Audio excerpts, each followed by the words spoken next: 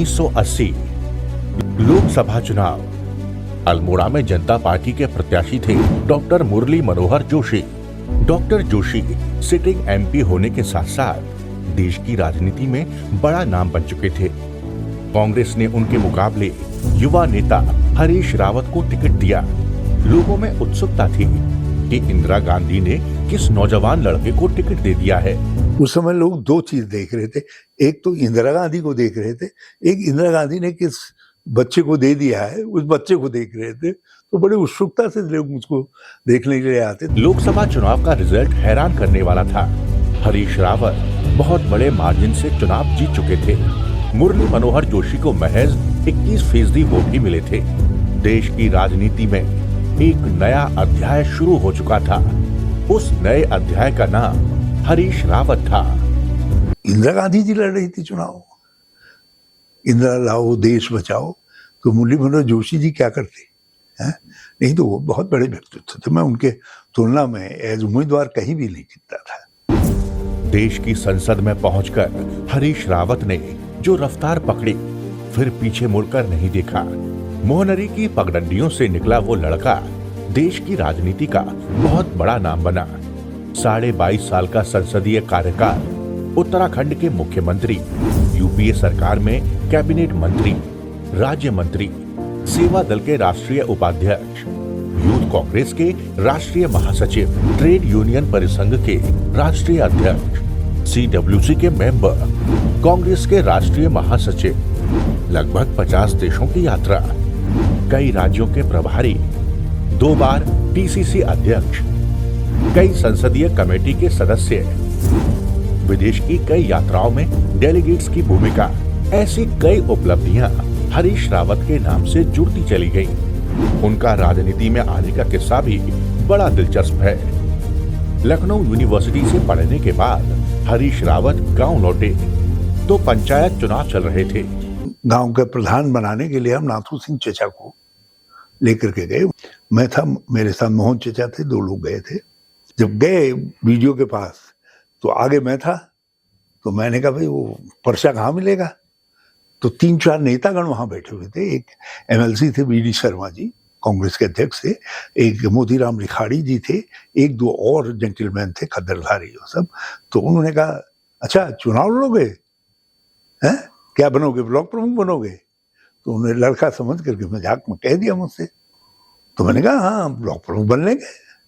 नाथू चचा के लिए ग्राम प्रधानी का पर्चा लेते लेते हमने ब्लॉक प्रमुख का पर्चा भी ले लिया, फिर नाथू सिंह चचा का भी पर्चा ले लिया। तो इलाके के सॉलिड वोट मिल गए, कुछ प्रेफरेंसेज आ गई और मैं अच्छे खासे वोटों से, अच्छे बहुमत से जीत गया। 1977 में हरीश रावत फिर लखनऊ यूनिवर्सिटी लौट गए और एलएलबी करने लगे।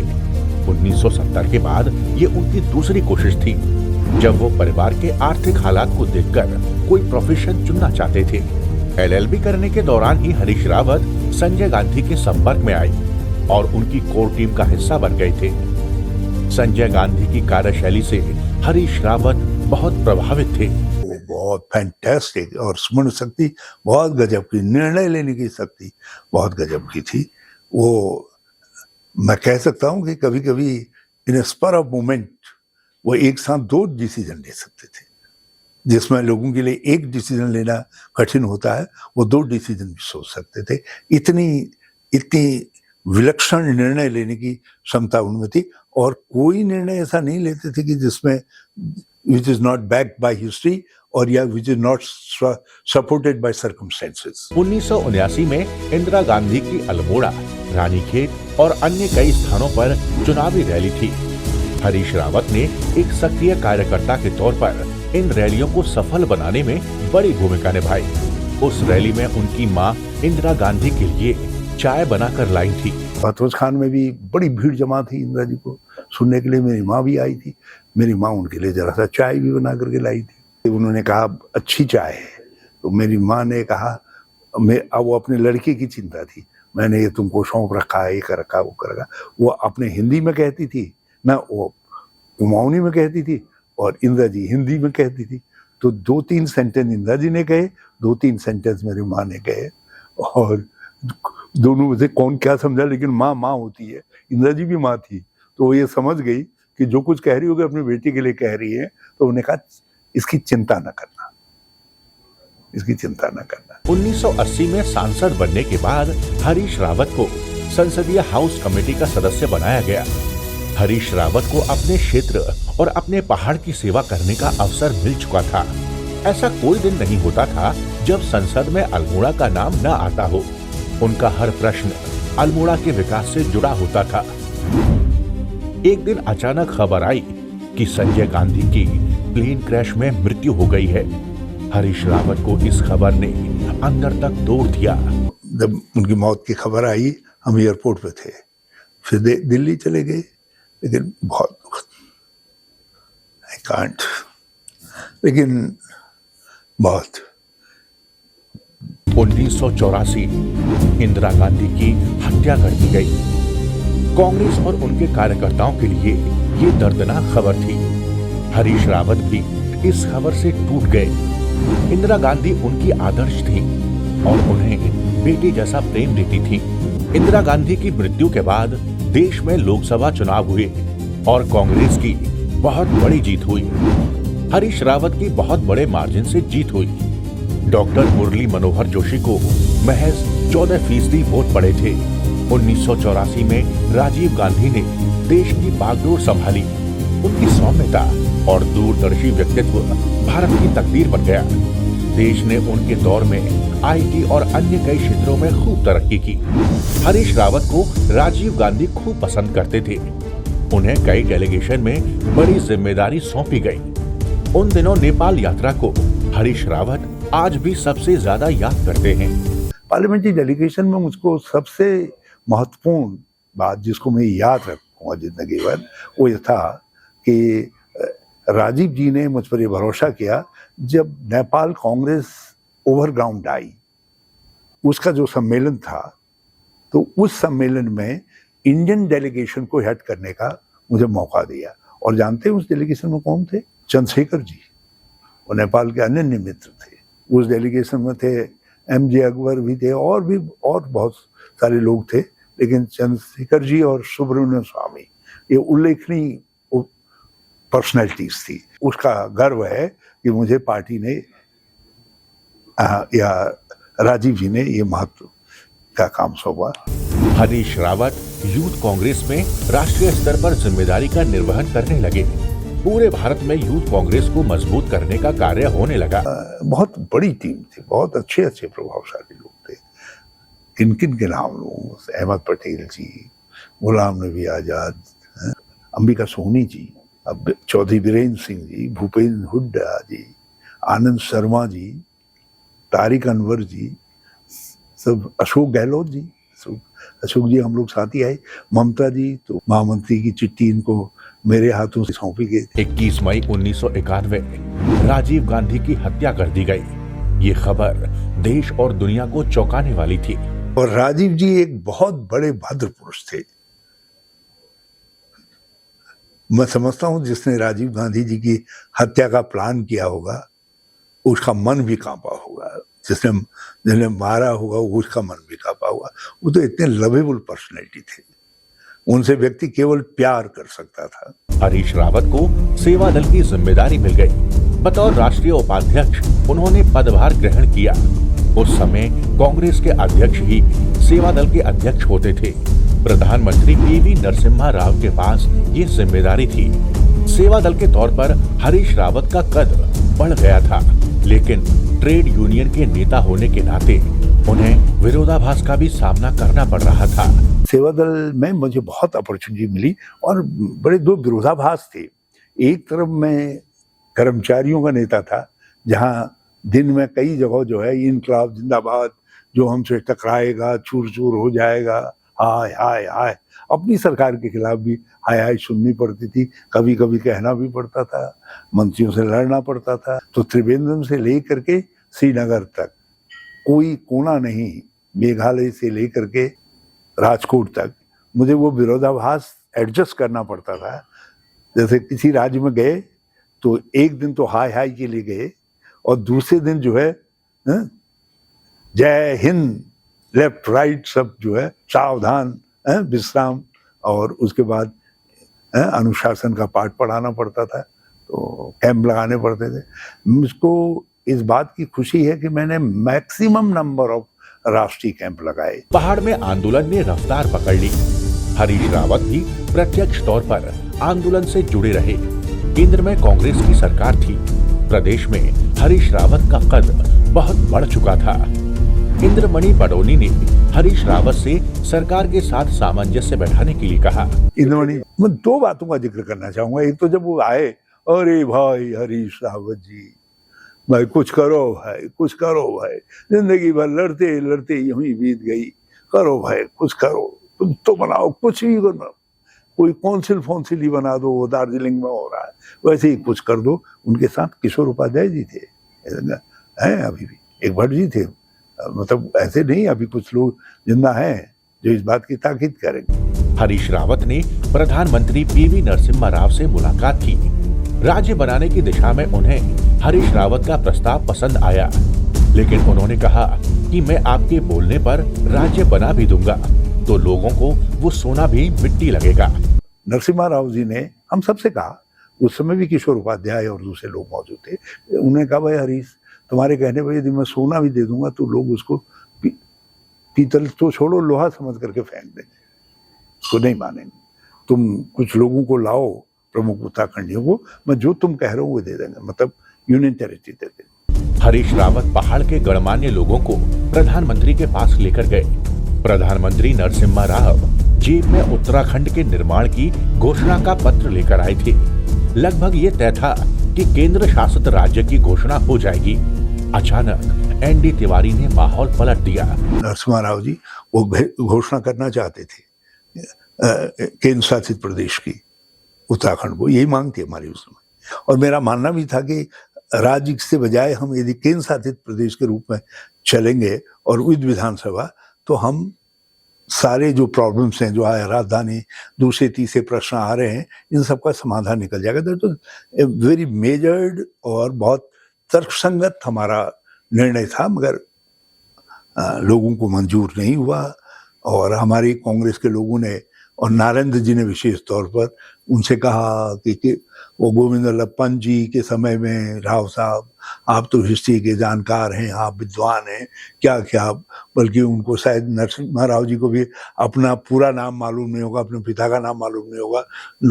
नारेंद्र जी ने उनका नाम, उनके पिता का नाम सब पूरे का पूरा लिया, पूरे विद्वतापूर्ण भाषण हुआ। अंत में एक बात कह दी कि ये सब ठीक है, हमारा उत्तर प्रदेश के भी कई मुकदमे हैं, बड़ा मकड़जाल है, बड़ा सब घुमावदार है, सब है, मगर एक बात याद रखिएगा, गोविंद वल्लभ पंत जी जब कमीशन गया था, स्टेट रीऑर्गेनाइजेशन कमीशन, तो उनसे कहा था, जब उन्होंने सुझाव दिया था ये पहाड़ों को अलग करने का, उन्होंने कहा भाई उत्तर प्रदेश का विभाजन मेरी लाश पर होगा।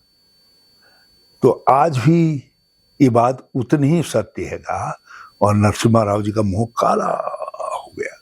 और फिर इसके बाद उन्होंने ये कहा कि यूं तो उत्तर प्रदेश को आज खत्म करने, वहाँ की राजनीति को खत्म करने का निरंतर प्रयास हो रहा है। तो नरसिम्हा राव जी ने जो कागज डिक्लेरेशन का बनाया था और खांडेकर से उनके पीएस उन्होंने दिया था, उसको हाथ में ही रखा था, उसको हाथ में से मोड़ा माड़ा जेब में रख दिया।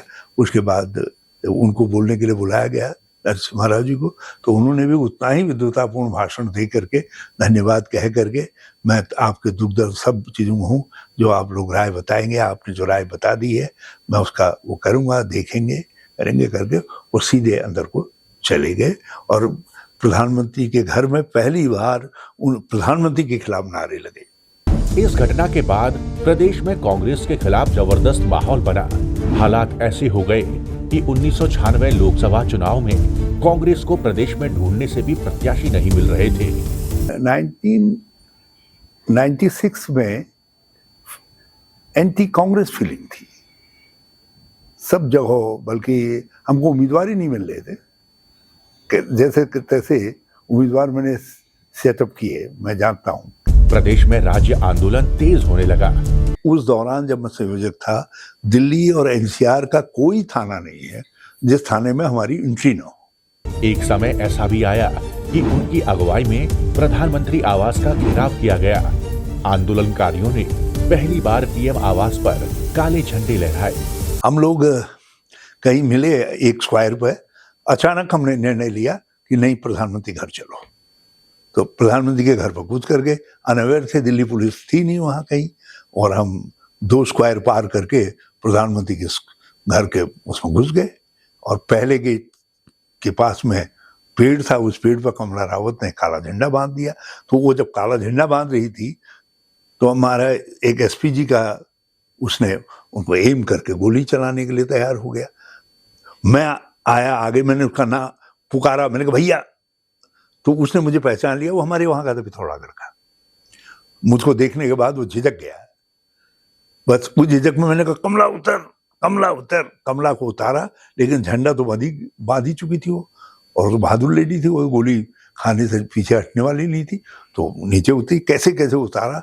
फिर मैं इनको धकेल धाकेल करके लाया, क्योंकि एसपीजी ने सब, उनके सीनियर ऑफिसर्स भी आ गए थे, बंदूकें तान दी थी, लाए। फिर हमको दिल्ली पुलिस पूरी, पता नहीं, पूरी इतनी बड़ी संख्या में आ गई, हमको लेकर के चाणक्यपुरी थाने में गई। फिर वहाँ बहुत देर सब ड्रामा चलता रहा, लेकिन अनंतो गत्वा वो हमको फिर जेल में नहीं ले गए।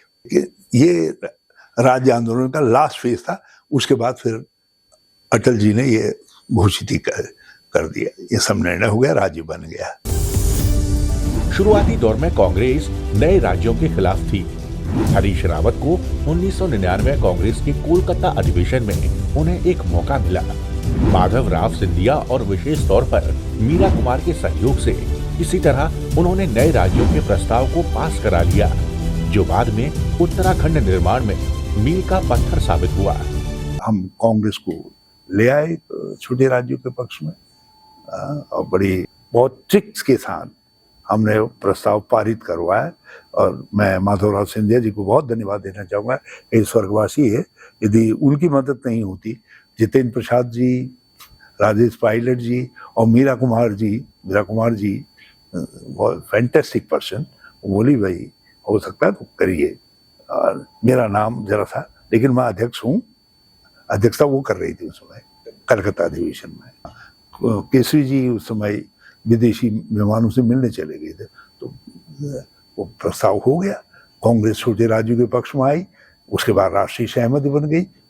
भाजपा के बाद कोई ऑप्शन ही नहीं रहा राज्य, छोटे राज्य न बनाने के कारण उत्तराखंड, छत्तीसगढ़ और झारखंड अस्तित्व में आ गए। नवंबर 2000 आखिरकार उत्तराखंड का निर्माण हो गया। प्रदेश को उत्तरांचल के नाम से पूर्ण राज्य का दर्जा प्राप्त हो गया।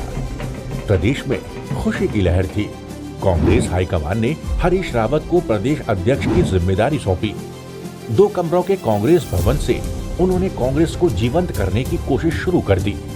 एक छोटा सा कक्ष मिला मुझे देहरादून में। मैं शांति प्रबंध शर्मा जी और कांग्रेस की लीडरशिप को धन्यवाद देना चाहता हूँ। एक शानदार जगह जिला शहर कांग्रेस कमेटी, जिला कांग्रेस कमेटी के पास थी, वहीं से हमने स्टार्ट किया। उस समय प्रदेश में कांग्रेस के हालात उत्तर प्रदेश से अलग नहीं थे। पूरे प्रदेश में सिर्फ एक एमएलसी इंदिरा हृदयेश और एक विधायक केसी बाबा थे। कांग्रेस कहीं दिखाई नहीं दे रही थी। उस समय वस्तुतः कांग्रेस कहीं दिखाई नहीं दे रही थी, क्योंकि राज्य आंदोलन में हमारी भूमिका को लेकर के लोगों में जरा सा उदासीनता भी थी। कांग्रेस के लोग दाएं बाएं हो गए थे, कुछ लोग दूसरी पार्टियों में चले गए थे। उत्तर प्रदेश के ही हम हिस्सा थे। उत्तर प्रदेश में जो कांग्रेस की स्थिति थी उसे भिन्न होने का कोई प्रश्न नहीं था। तो नए सिरे से सब स्टार्ट करना पड़ा। कांग्रेस प्रदेश अध्यक्ष बनकर जब वो नारसन बॉर्डर पहुंचे तो मात्र 13 लोग उनके स्वागत में खड़े थे। यहाँ से कांग्रेस को सरकार बनाने की स्थिति तक लेकर जाना था। उस समय हरीश रावत ने 400 किलोमीटर से अधिक पैदल यात्रा और करीब 10,000 किलोमीटर से अधिक मोटर यात्राएं की। आज भी ये आंकड़े ऐतिहासिक और मील का पत्थर हैं। मैंने दोनों पक्षों पर जोर दिया। मैं निरंतर चलता गया लोगों के बीच में, जनता के बीच में, पद यात्राएं की। लगभग मैं समझता हूँ कि मैंने 400 किलोमीटर से ज्यादा पद यात्रा की हो और कम से कम 10,000 किलोमीटर रोड से राज्य की परिक्रमा की होगी। एक आम से कागज पर नियुक्ति पत्र प्रदान करते हुए हरीश रावत पूरे प्रदेश में टीम बना रहे थे और उन्हें जिम्मेदारी के साथ कार्य भी सौंप रहे थे। कई लोगों को तो जो है कागज के होटल के टुकड़ों में मैंने नियुक्ति पत्र लिख करके दे दिया। मैंने कहा आ जाना वहाँ, सही बना करके ऑफिस से दे देंगे तुमको। और चंदन यहाँ बिठा रखे थे। चंदन के बाद जो वो पत्र आते थे उनको जो है सही पत्र बना करके फिर उनके पास हम भेजते थे। तो इस तरीके से चलते चलते कांग्रेस बनाई, चलते चलते आंदोलन से कांग्रेस बनाई। हरीश रावत ने कांग्रेस के बेसिक संगठन से आगे बढ़ते हुए न्याय पंचायत तक कांग्रेस की टीम बनाने का कार्य किया। छोटे छोटे बाजार तक कांग्रेस को खड़ा कर दिया। मैंने शुरू में ही एक निर्णय लिया कि मैं जिला Congress committee, block Congress committee, नगर कांग्रेस कमेटी के जो बेसिक कंसेप्ट है कांग्रेस का, उससे थोड़ा सा नीचे जाऊंगा। उसके लिए मैंने न्याय पंचायत को यूनिट माना और न्याय पंचायत कांग्रेस का गठन किया और छोटे छोटे बाजार कांग्रेस भी बनाई। जहाँ 4-6 दुकानें हैं तो उनमें भी एक कांग्रेस की यूनिट खड़ी की।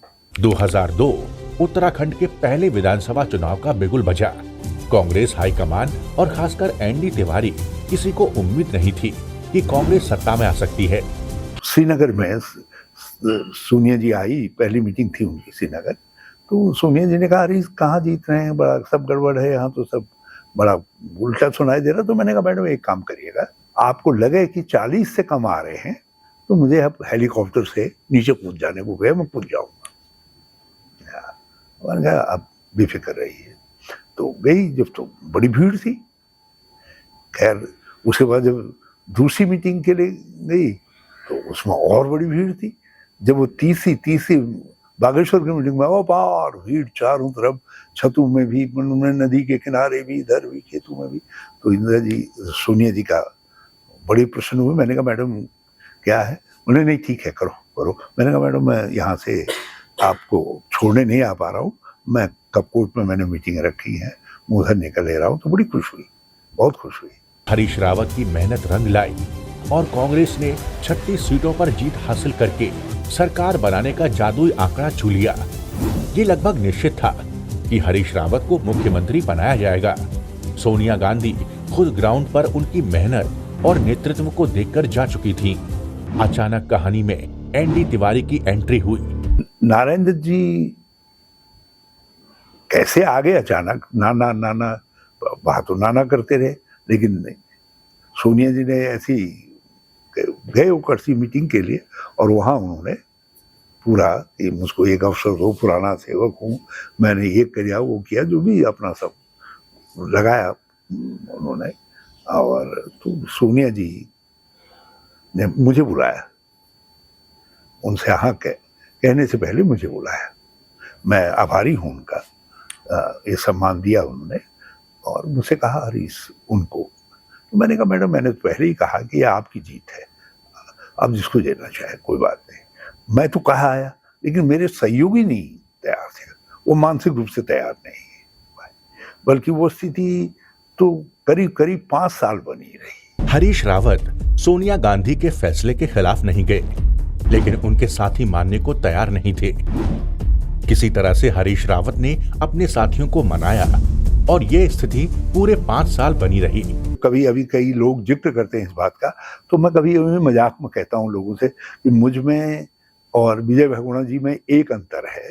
वैसे वो बड़े बाप के बेटे हैं, ये बड़ा अंतर है, लेकिन मैं गरीब माँ का बेटा हूँ। तो मैंने पार्टी के निर्णय को माना, बहुमत होते हुए भी जो पार्टी और पार्टी लीडरशिप का निर्णय रहा, मैंने उससे बगावत नहीं की। नाराजगी जरूर प्रकट की, लेकिन बगावत नहीं की, चाहे 2002 हो चाहे 2012 हो। और विजय बहुगुणा जी ने, मैंने कहा भाई वो बड़े बाप के बेटे थे, और जबकि उनके पिताजी का बड़ा भारी नाम था, सेकुलर इमेज थी उनकी। और विजय बहुगुणा जी जब मुख्यमंत्री पद से हटे और कांग्रेस पार्टी उनके लगा कि मेरे मनोनुकूल निर्णय नहीं करेगी, तो वो भाजपा में चले गए, भाजपा के साथ चले गए। मैंने कहा भाई दिस इज, वो बड़े बाप के बेटे थे, उनको हाईवे में जाने का अंदाज और मैंने कहा मैं पगडंडियों को लेकर के आया था, मैं फिर पगडंडियों की तरफ चल पड़ा। 2007 उत्तराखंड का दूसरा विधानसभा चुनाव। कांग्रेस अपना घोषणा पत्र प्रस्तुत कर रही थी। स्वर्गीय एनडी तिवारी ने 5 साल सरकार चलाने के बाद भी हाथ खड़े कर दिए और कहा कि अलविदा साथियों, और रोना शुरू कर दिया। प्रदेश कांग्रेस के लिए एनडी तिवारी का यूं पीछे हटना हैरान कर देने वाला था। 2007 में जो चुनाव हुआ वो बहुत ही विस्मयकारी परिस्थितियों में हुआ। मतलब जो 5 साल चीफ मिनिस्टर थे उन्होंने हाथ खड़े कर दिए। जिस दिन हम मैनिफेस्टो लॉन्च कर रहे थे उन्होंने उसमें रोना धोना शुरू कर दिया, अलविदा साथियों आदि आदि।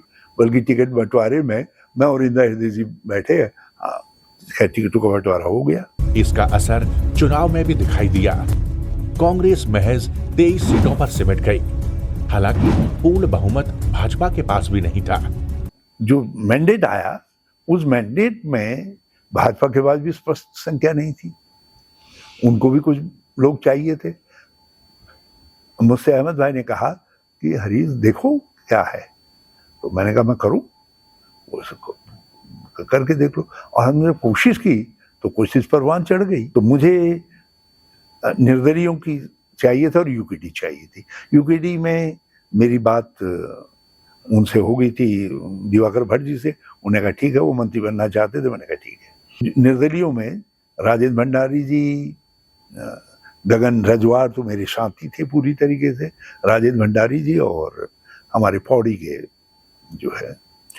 तो हम जब तक क्लेम करते तब तक जो है दिल्ली से बयान आ गया मोतीलाल वोरा जी का। उन्होंने कहा कांग्रेस जोड़ तोड़ से, हमारे साथ मैंडेट नहीं है, हम जोड़ तोड़ से सरकार बनाने का घटिया काम नहीं करते। 2009 लोकसभा चुनाव। हरीश रावत को हरिद्वार से प्रत्याशी बनाया गया। हरीश रावत को वही प्रेम और अपनापन हरिद्वार से मिला जो अल्मोड़ा से मिलता था। एक भारी बहुमत से जीतने के बाद हरीश रावत लोकसभा पहुंचे और पार्टी ने उन्हें श्रम रोजगार और बाद में कृषि और खाद्य प्रसंस्करण मंत्रालय सौंपा। हरीश रावत का अनुभव उनकी दक्षता और कार्यशैली विकास के कीर्तिमान स्थापित करने लगी। पहली बार उन्होंने वैश्विक बाजार में मोटे अनाज, खासकर मंडवा की न्यूट्रिशन फूड के तौर पर पैरवी की। मुझे शरद पवार जी ने अवसर दिया कि मैं मोटे अनाजों को न्यूट्रिशियस फूड के रूप में मान्यता दे, इसके लिए वर्ल्ड फूड ऑर्गेनाइजेशन में इंडिया का पक्ष को रखूं। तो मैंने उसमें मंडुआ, मादरा, बाजरा इत्यादि शुरू करवाया था और उसी का परिणाम 2018 में निकला। उसका रिजल्ट वर्ल्ड फूड ऑर्गेनाइजेशन ने न्यूट्रिशियस फूड डिक्लेयर कर दिया। वो कहीं संयोग होता है, वो काम कृषि मंत्री जी चिट्ठी भेज करके भी कर सकते थे, लेकिन उन्होंने मुझको कहा you go and you represent. March 2012 विधानसभा चुनाव के नतीजों में कांग्रेस और भाजपा की सीटों में महज 1 सीट का अंतर था। कांग्रेस एक कदम आगे थी। बसपा और निर्दलियों को साथ लेकर सरकार बनाने की पोजीशन में भी आ गए। हाईकमान ने फैसला लेते हुए मुख्यमंत्री पद के लिए विजय बहुगुणा के नाम का ऐलान कर दिया। उनके नाम की घोषणा होते ही हरीश रावत के दिल्ली वाले आवास पर समर्थकों और विधायकों का जमावड़ा शुरू हो गया। मैं उस समय मंत्री था केंद्र सरकार में, राज्य मंत्री। मैं और मेरी पत्नी जिस समय चाय भी रहे थे उस समय आया कि विजय बहुगुणा उत्तराखंड के नए मुख्यमंत्री, और जैसे 2002 में मुझसे बात की गई थी, बात हुई थी, लेकिन 2012 के अंदर वो कोई बात नहीं। और तो हम बैठे थे हमारे साथ, वो समाचार सुन करके 11-12 MLAs आ गए मेरे घर पे, और पश्चिमी उत्तर प्रदेश के बहुत सारे लोग आ गए। पश्चिमी उत्तर प्रदेश से बहुत ही आ गए, खुद दिल्ली के भी आ गए, तो कम से कम 400-500 लोगों का जमवाड़ा होगा। ये सब आने के 1.5-2 घंटे के अंदर मैं टॉयलेट में था, तो वाइफ ने जोर जोर से दरवाजा पीटा, आप कहाँ हो, निकलो बाहर, वहां झगड़ा हो गया है, विजय बहुगुणा आए हैं, झगड़ा हो गया है, मुझसे मारपीट होने को तैयार है, निकलो बाहर। तो मैं बिना सोच प्रॉपरली किए तौलिया लपेटे ही बाहर आया, क्योंकि एकदम अलार्म्ड। तो मुझे मालूम नहीं था विजय बहुगुणा जी आ रहे। वो विजय बहुगुणा जी और रीता बहुगुणा जी सीधे अपने वो और कैमरे वैमरे टीम वीम ले करके मेरे घर में धमक गए। अब मेरे घर में धमके जब, तो वो उत्तर प्रदेश के, पश्चिमी उत्तर प्रदेश के और दूसरी जगहों के लोग रीता बहुगुणा जी से बहुत नाराज थे। तो रीता बहुगुणा जी और बहुगुणा जी के खिलाफ नारे लगने शुरू हो गए।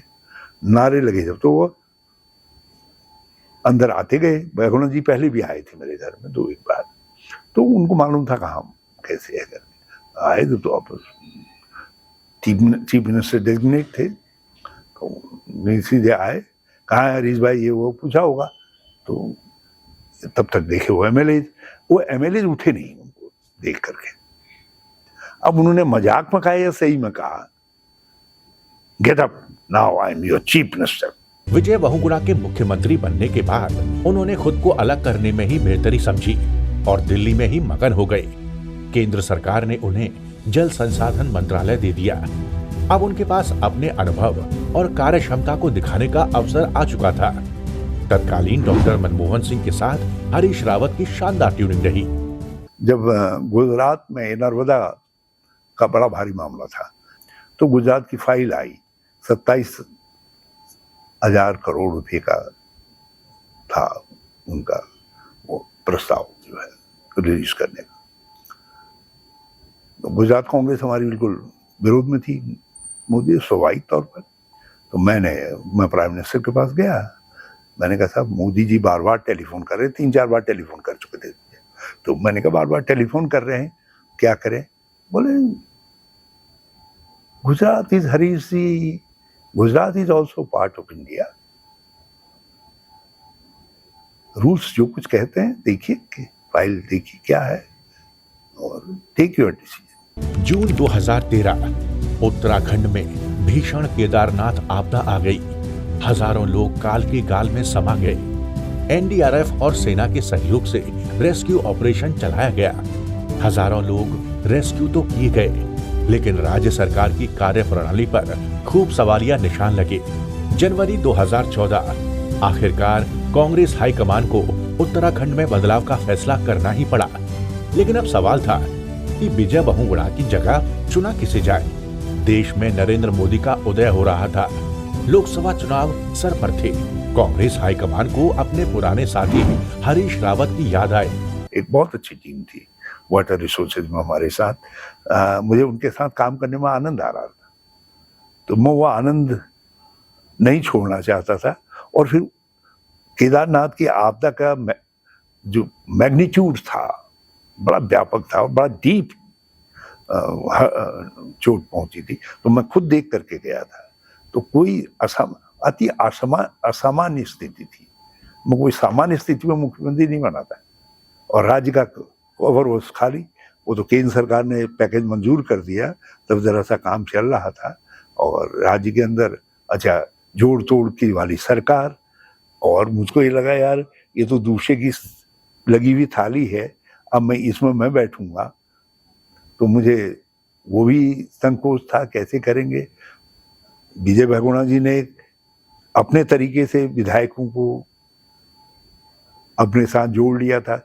वो कलाकारी मैं नहीं करना चाहता था, क्योंकि मैं राजनीति में उस स्तर की सोच से काम नहीं कर सकता था। मैं एक लीडरशिप के ऑरा के साथ आया था, तो मैं उसी लीडरशिप के साथ ही जो है जाना चाहता था, काम करना चाहता था और जाना चाहता था। तो बहुत सारी विसंगतियां अनुभव करके मैं 2014 में आने के लिए इच्छुक नहीं था, मगर होई वही जो राम रचि राखा।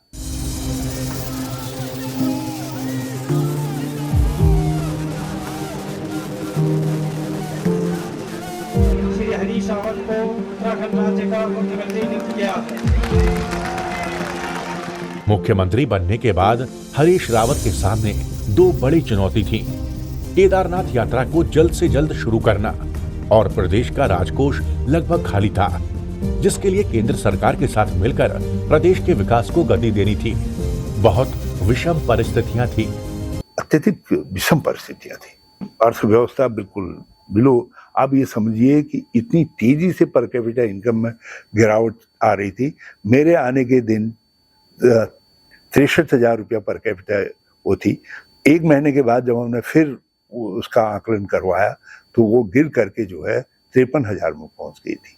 उसी समय नंदा राज यात्रा भी आ रही थी, फिर बाद में कांवड़ भी आ रही थी, और इधर चार धाम यात्रा प्रारंभ किया जाए न किया जाए। आप अंदाज लगाइए कि विजय बहुगुणा जी ने ये ऑफिशियली कह दिया था कि 3 साल तक केदारनाथ गंगोत्री यमुनोत्री की यात्रा नहीं हो सकती है, और 10-11 साल तक तो हमको केदारनाथ की यात्रा भूल जानी चाहिए। This was official. और मैं आया तो मैंने पहली प्रेस कॉन्फ्रेंस में कहा, मैंने कहा हम यात्रा प्रारंभ करेंगे। ये हमारे पास मानवता की धरोहर है। हरीश रावत का मुख्यमंत्री कार्यकाल का फरवरी 2014 का वो पहला महीना आज तक रिकॉर्ड के तौर पर याद किया जाता है। उस एक महीने में कैबिनेट की 7 बैठक की गई और 250 से ज्यादा फैसले लिए गए। हरीश रावत दिन और रात का अंतर ही भूल गए थे। सरकार खूब फैसले ले रही थी, अधिकारी दौड़ रहे थे। ब्यूरोक्रेट्स ने मेरे साथ बहुत सहयोग किया, सारे रूल्स अमेंड किए हमने। जिलाधिकारी नए थे लेकिन बड़ी हिम्मत दिखाई। आज वो कमिश्नर हैं जम्मू कश्मीर में, तो मैं उनको बहुत साधुवाद देता हूँ कि वर्क वेरी हार्ड। कई एसडीएम से बहुत काम किया। अब ये लगाइए कि पुलिस के ऑफिसर्स ने 3-3, 4-4 फीट बर्फ में रास्ता बनाने का काम किया। चुनौतियां बड़ी थी, लेकिन हिम्मत उससे भी कहीं ज्यादा कद रखती थी। हरीश रावत जिस भरोसे और लेगेसी के साथ लाए गए थे, उन्हें खरा उतरना था। केदारनाथ में वही भव्यता और दिव्यता लौटे, ये विश्वास देश भर के तीर्थ यात्रियों को दिलाना था। अपनी पहली प्रेस कॉन्फ्रेंस में ही हरीश रावत ने कह दिया था कि हम केदारनाथ यात्रा शुरू करेंगे। केदारनाथ यात्रा में सबसे बड़ा निर्णय नीम के प्रधानाचार्य कर्नल अजय कोठियाल और उनकी टीम का सहयोग लेना था। बिना किसी ठेके के उन्हें काम सौंपा गया। बिना ठेके के एक अनक्वालिफाइड पर्सन को हमने काम दे दिया। अनक्वालिफाइड इस मामले में क्योंकि वो कोई टेक्निकल आदमी नहीं थे। कंस्ट्रक्शन वर्क कराने के इत्यादि के जो है उत्तरकाशी में जो इंस्टीट्यूट था हमारा, उसके प्रिंसिपल थे अजय कोठियाल जी। उनको बुलाया, मैंने बात पूछी तो उन्होंने कहा मैं कर लूंगा इंतजाम, और मेरा निर्णय उन पर ट्रस्ट सही साबित हुआ।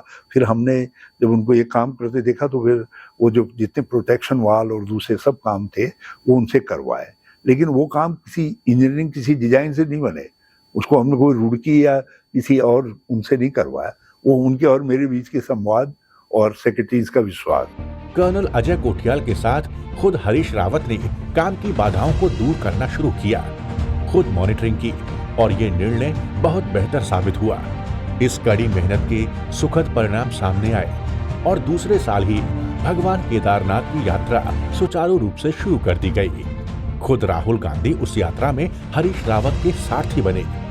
राहुल गांधी के पैदल मार्ग के आने से देश भर में सुरक्षित यात्रा का वो संदेश गया जो हरीश रावत सरकार देना चाहती थी। और सबसे बड़ी बात यह उनके आना हमारे लिए बड़ा शुभ रहा उत्तराखंड के लिए।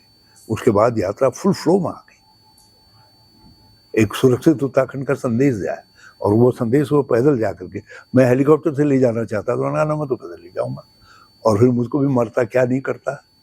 तो नेता जब पैदल जा रहा है तो मैं भी लगा लाठी लेकर। राहुल गांधी के व्यक्तित्व से हरीश रावत बहुत प्रभावित हैं। हरीश रावत को प्रदेश में जिम्मेदारी सौंपने में भी राहुल गांधी की बड़ी भूमिका थी। वो बहुत संघर्षशील व्यक्ति हैं, बहुत मेहनती व्यक्ति है, और बहुत अध्ययनशील व्यक्ति है। वो बहुत उदार सोच के व्यक्ति हैं और उनका व्यक्तित्व, भगवान उनको अवसर दे, वो देश के लिए बहुत उपयोगी प्रधानमंत्री साबित होंगे। इस बीच एक बड़ी मुश्किल हरीश रावत पर आन पड़ी। एक प्लेन यात्रा के दौरान उनकी गर्दन में जबरदस्त चोट लगी। उन्हें तुरंत दिल्ली एम्स ले जाया गया। चोट इतनी गंभीर थी कि डॉक्टर ने उन्हें अमेरिका में इलाज की सलाह दी। हरीश रावत ने इनकार कर दिया और फिर शुरू हुआ असहनीय दर्द और चुनौतियों का अंबार। एयर टर्बुलेंस में हमारा जहाज उलट पुलट हो गया पूरी तरीके से। उसमें मेरी गर्दन C1 C2 में फ्रैक्चर हो गया। मुझसे कहा गया कि 14 महीने मुझको वो लगा करके रहना है। और आपने देखा होगा मैं उसी के साथ मूव करता था। जो है सुबह जब मैं उठता था तो मैं एक ही बात कहता था, हे भगवान, यदि मरना है तो अभी मार दो, लेकिन पंगु बना करके मत मारना। मुझको डर ये था कि कहीं मैं विकलांग न हो जाऊं। मगर मैंने कभी कोई फाइल रोकी नहीं। एक्सट्रीम जिस दिन पहले 2-3 दिन की कंडीशन भी थी, ऐसे हाथ पकड़ करके मैं चंदन इत्यादि पढ़ते थे और मैं ऑर्डर वो करता था, ये उनमें लिखते थे, फिर मैं उसमें दस्तखत कर। 3 महीने तो मैंने बेड पर ऐसे सीधे रहना होता था ना। हाँ, तो बड़ी सजा भुगती, लेकिन भगवान की कृपा है, मैं भी उभर आया और उत्तराखंड भी आपदा से उभर गया। करीब 2 साल हरीश रावत की अगुवाई में उत्तराखंड सरकार के गुजर गए। फिर मार्च 2016 शुरू हुआ। विजय बहुगुणा और उनके कुछ साथियों की मंशा कुछ और ही थी। विरोध धीरे धीरे बाहर तो आ रहा था, लेकिन इतना भी प्रतीत नहीं होता था कि सरकार ही गिरा दी जाए। हरीश रावत एक दूरदर्शी और अनुभवी नेता थे, लेकिन अपने ही साथियों के द्वारा बिछाया गया जाल नहीं भांप सके। हाँ, ये प्रश्न आपका बहुत गहरा है और सत्यता ये है कि आभास होते हुए भी मैं जिस तरीके से कबूतर बिल्ली को आते देख करके आंख बंद कर लेता है। जब हम पहली बार गैरसैंण पहुंचे और टेंट में हमने विधानसभा सत्र लगाया, तो उस समय अपोजिशन के साथ कुछ बातचीत हमारे साथियों ने, जिनमें हरक सिंह आदि का नाम लेकर के कहा, और किशोर उपाध्याय जी ने मुझे बताया, कहा कि सरकार गिराने की कुछ इनकी बातचीत हो रही है। मुझे सहसा विश्वास नहीं आया और विजय बहुगुणा पर मैं ये मान करके चल रहा था कि हेमवती नंदन बहुगुणा की इतनी बड़ी लीगेसी है। वो दुनिया के सेकुलर लीडर के रूप में पहचान स्थापित नेता थे। भारत के में तो उनकी पहुंच में कोई था ही नहीं। मैंने कहा ये ऐसा काम नहीं करेंगे जिससे इनके पिता की इस सारी जिंदगी भर की कमाई, जो उनकी भी पूंजी है, वो समाप्त हो जाए। सरकार गिराने के बाद विजय बहुगुणा और उनके बागी साथी बस में सवार होकर भाजपा के विधायकों के साथ रवाना हो गए। अनंतो गत्वा, ऊपर वाला बहुत न्यायकारी है।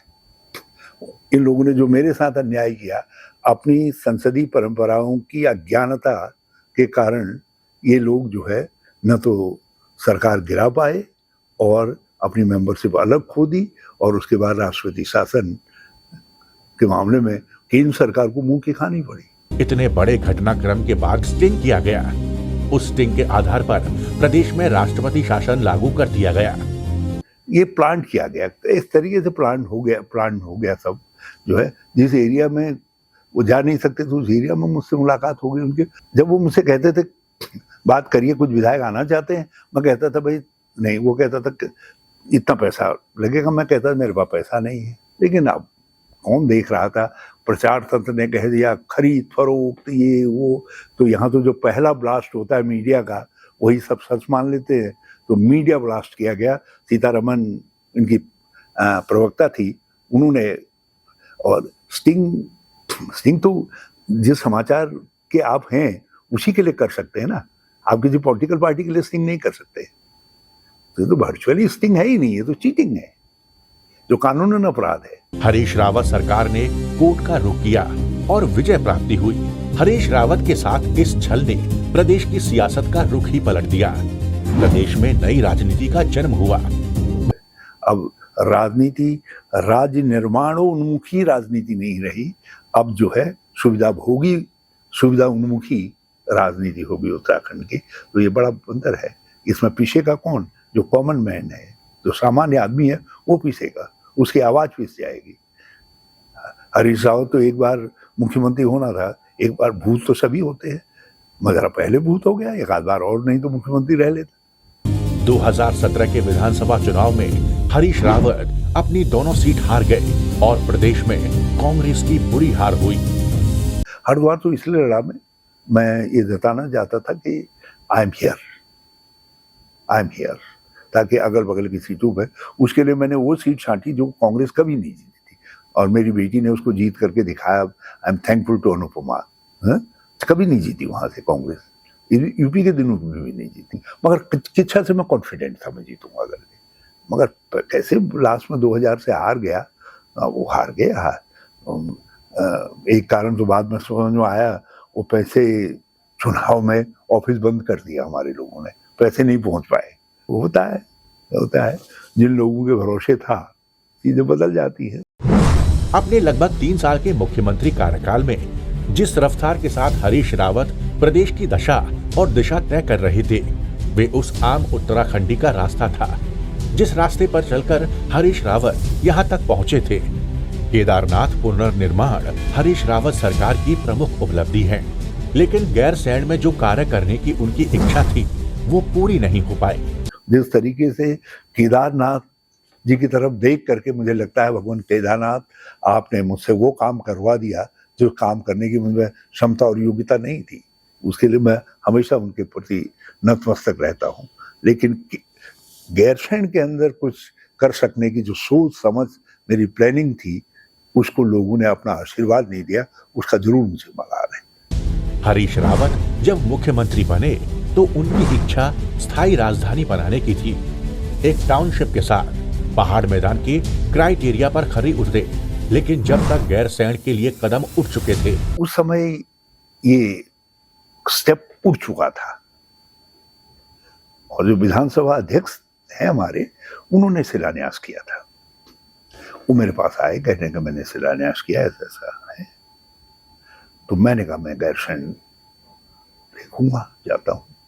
मैंने गैरसैंण पहले भी बहुत बार गया था, लेकिन मैंने गैरसैंण की सारी एरियल सर्वे की। गैरसैंण से मैंने थैलीसैंण भी, नीचे मैदावन तक पूरा एरिया, यहाँ भी, उधर गरुड़ की तरफ, मतलब गैरसैंण के चारों तरफ के क्षेत्रों को ही देखा।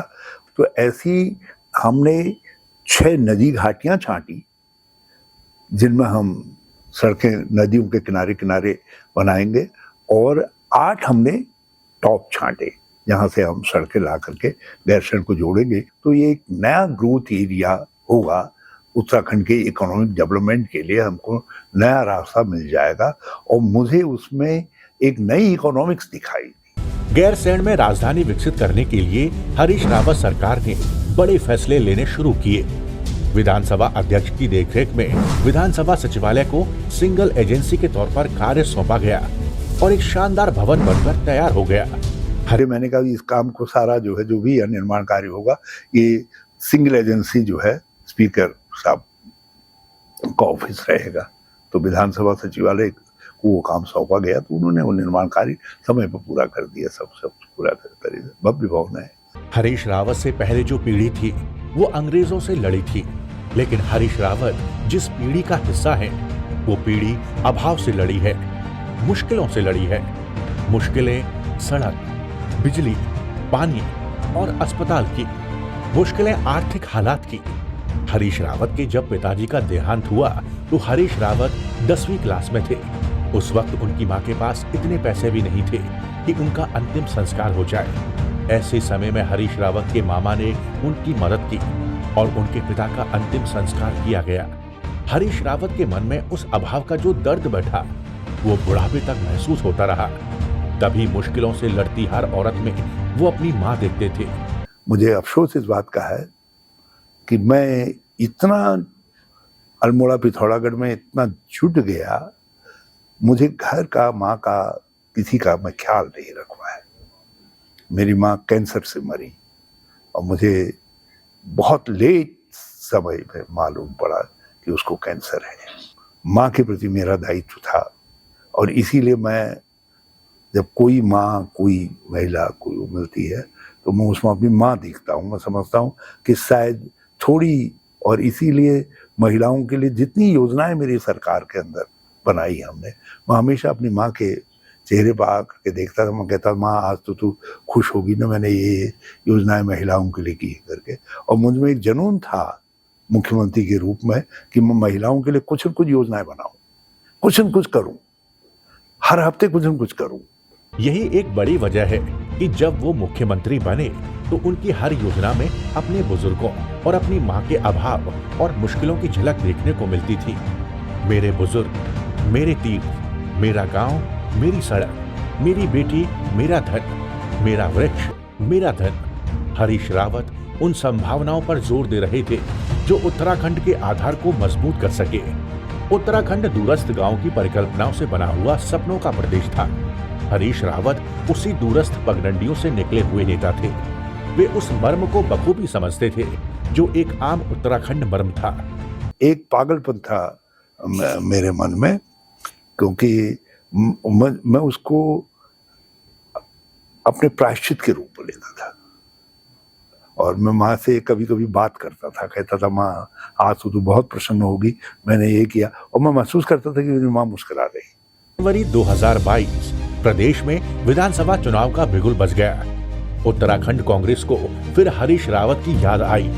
हरीश रावत चुनाव नहीं लड़ना चाहते थे, लेकिन चुनाव हरीश रावत के नाम पर ही लड़ा जाने लगा। तो मैं 2022 में लड़ना नहीं चाहता था, साफ सी बात थी। तो एक दिन अचानक मुझसे कहा गया कि आपको चुनाव लड़ना है। प्रभारी ने कहा पहले, फिर और बड़े नेताओं ने कहा कि लड़ना है, अब नहीं तो उसका संदेश गलत चला जाएगा। अरे भाई, मैंने कहा लड़ूंगा कहाँ से? जब लड़ने की बात आई, मैंने कहा फिर कानपुर से लड़ा दो। बोले नहीं, वहां तो फला तय हो गया। अरे भाई, मैंने कहा ये तय कर दिया है तो फिर मैंने कहा मुझसे क्यों कह रहे हो आप? अब मैं कहाँ से लड़ूं? तो मजबूरी में मैंने कहा एक सीट और है जहां मैं लड़ सकता हूं, लेकिन मैंने कहा बात करो। वहां मैंने कहा सीटिंग पिछली बार लड़ा हुआ व्यक्ति जो है रणजीत सिंह रावत है। मैंने कहा, उन्होंने कहा वो तो आपके हाथ में। मैंने कहा नहीं आजकल मुझसे, मैंने कहा बहुत संतुलित दूरी बनाए हुए हैं। मैंने कहा नहीं हम बात कर लेंगे, आप रामनगर से लड़िए। 2 दिन मुझको रामनगर का उम्मीदवार बनाए रखा। बाद में रणजीत सिंह जी ने कह दिया कि मैं तो 10-12 निर्दलीय लड़ा दूंगा।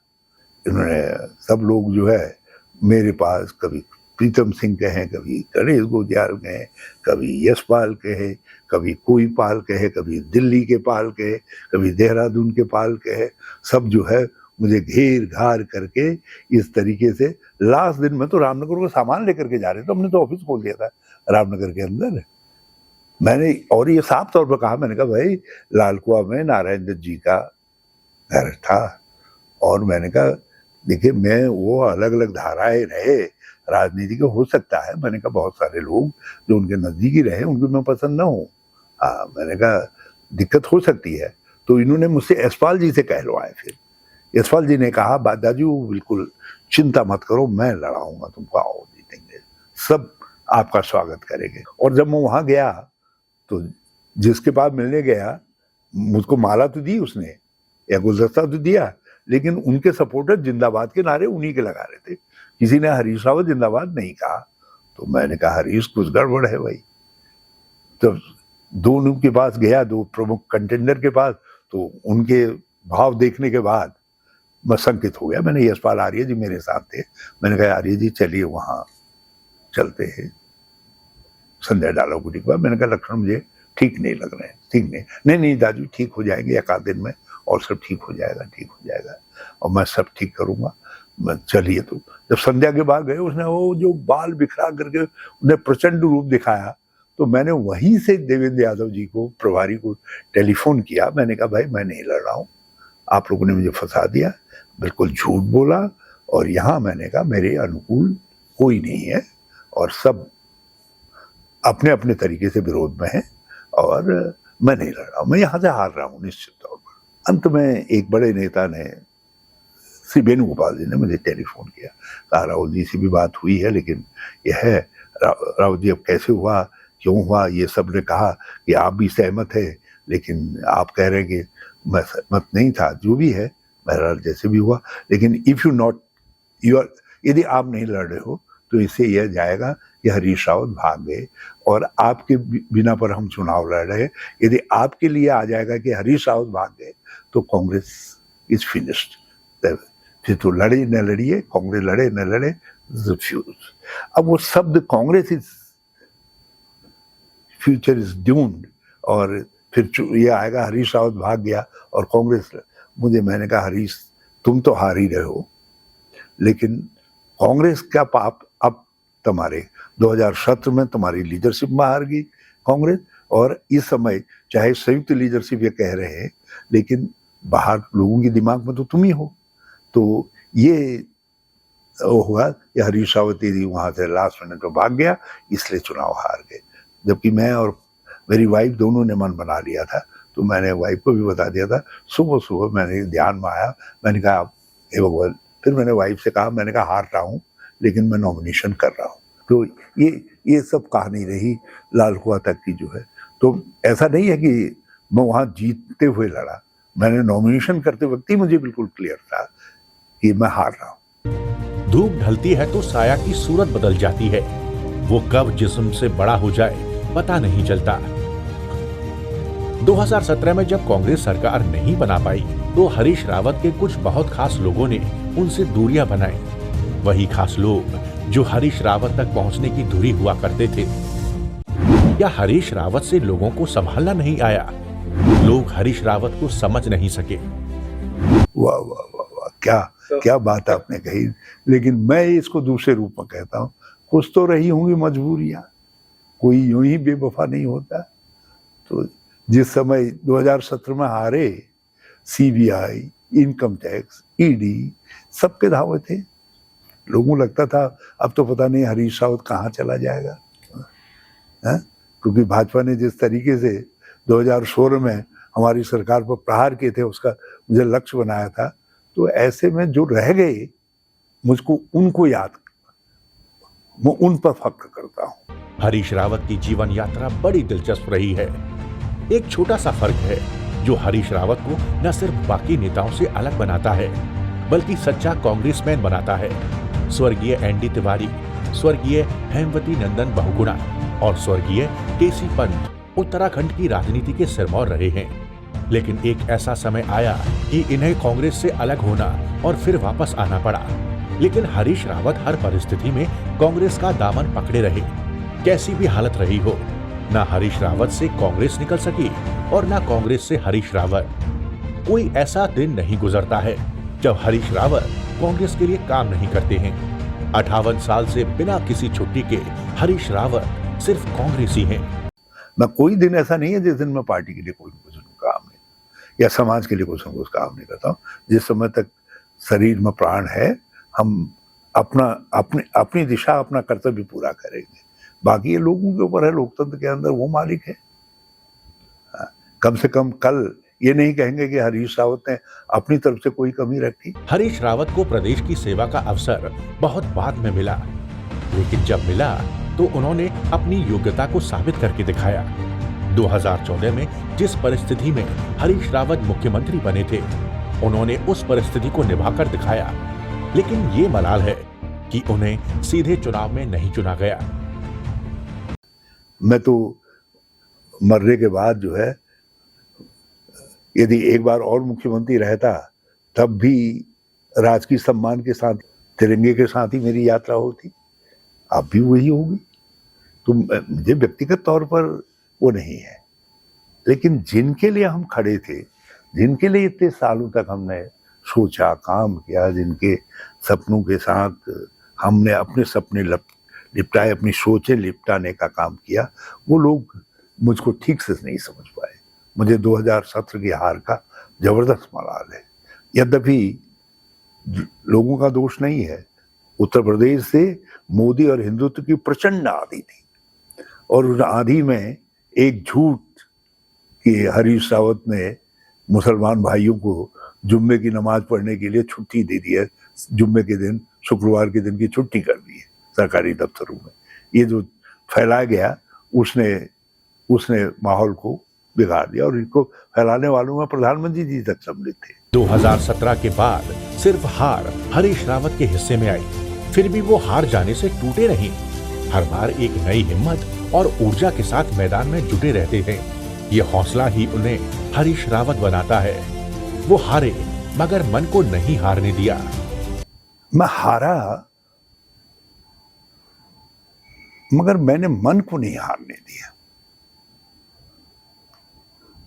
और मैं हार में उन लोगों के चेहरों को याद करता था जो लोग हार से बहुत निराश होते थे। आखिर उनमें आशा भरना भी तो लीडर के तौर पर मेरा ही दायित्व है ना। तो इसलिए मैंने हर हार को एक चुनौती माना। जिस समय मैं हार करके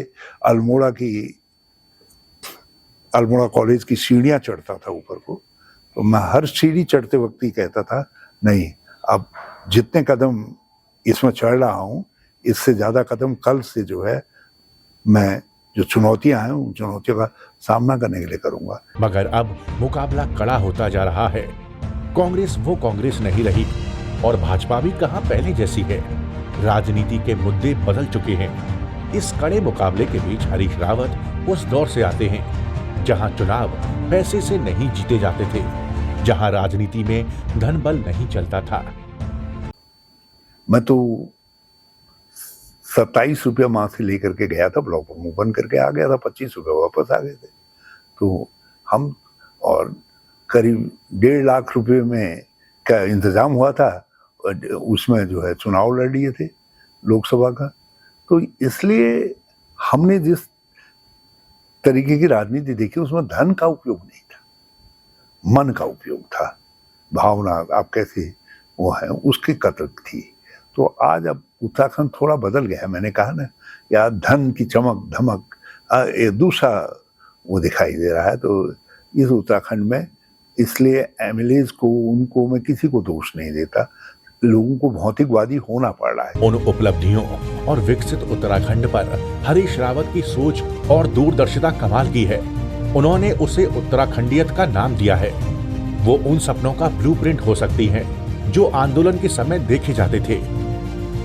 जो कुछ इस उत्तराखंड के अंदर है, जो हमको परिवेश ने दिया, जो हमारी जो यहाँ की ये जैव विविधता हमको देती है, जो हिमालय हमको पहचान देता है, गंगा यमुना हमको पहचान देती है, जो यहाँ की मिट्टी से पैदा संस्कृति है, और इन अलग अलग भिन्न भिन्न प्रकार की संस्कृतियों का जो समागम है, उसका जो आवरण है, वही उत्तराखंडियत है। वही उत्तराखंडियत है जो सबको समाहित करने की शक्ति रखता है, वही उत्तराखंडी है। बतौर मुख्यमंत्री हरीश रावत और विपक्ष के नेता हरीश रावत में कोई बड़ा अंतर नहीं है।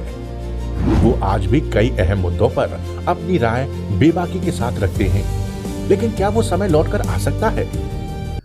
अब 2014 से 2017 के हरीश रावत को रिप्लिकेट नहीं कर सकता।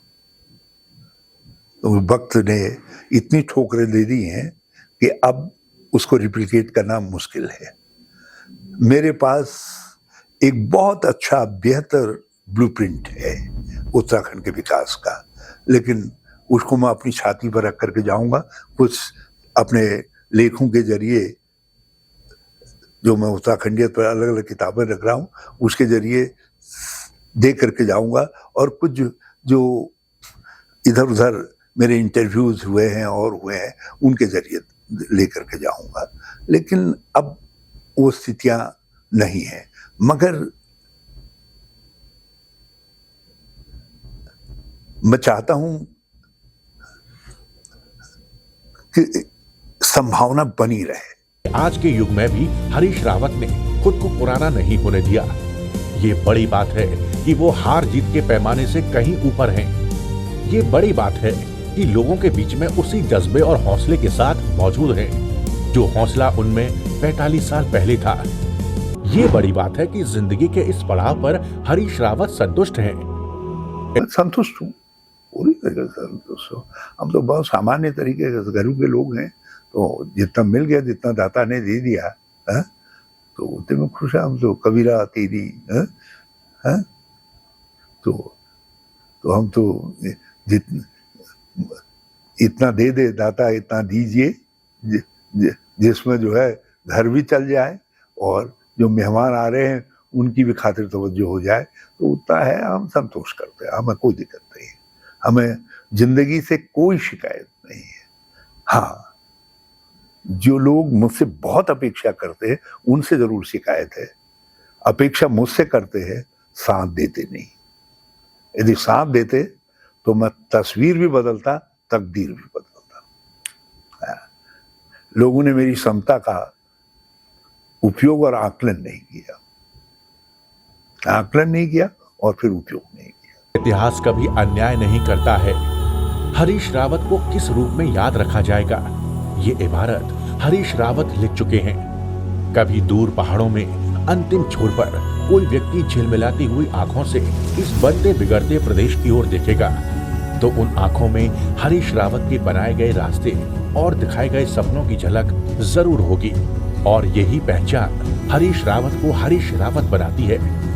ये पहचान बताती है कि जब जब उत्तराखंड के विकास की बात होगी तो आपको हरीश रावत से होकर ही गुजरना पड़ेगा।